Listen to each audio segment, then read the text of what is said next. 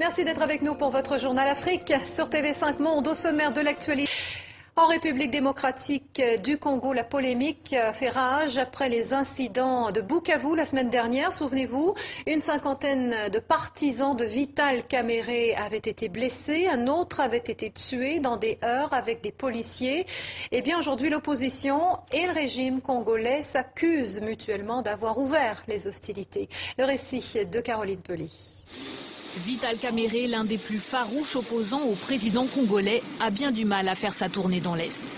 Incident technique ou entrave politique, son avion reste cloué au sol début février au moment de partir pour Goma.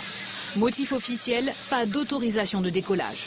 Seconde tentative ratée quelques jours plus tard, puis finalement, la semaine dernière, il arrive enfin dans l'Est. Sur ces images tournées par son équipe de campagne, Vital Kamerhe, porté sur une chaise, est accueilli triomphalement dans son fief de Bukavu. À son arrivée place de l'Indépendance, soudain, des tirs de gaz lacrymogène et des coups de feu visent la foule. Les policiers ne retiennent ni leurs tirs, ni leurs coups. Sain et sauf, Vital Kamerhe rassure la foule d'un geste, puis il accuse le régime de répression.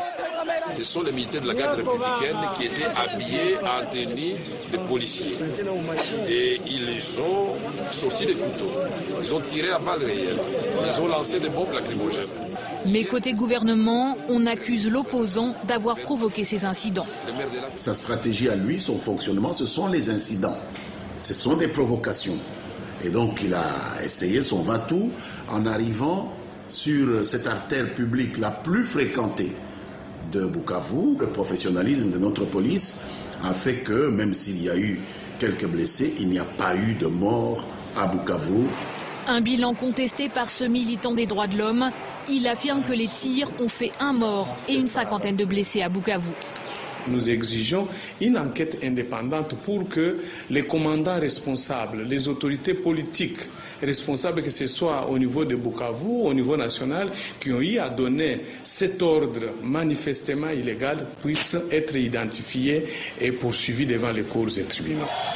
Après ces violences, Vital Kamerhe a interrompu sa tournée.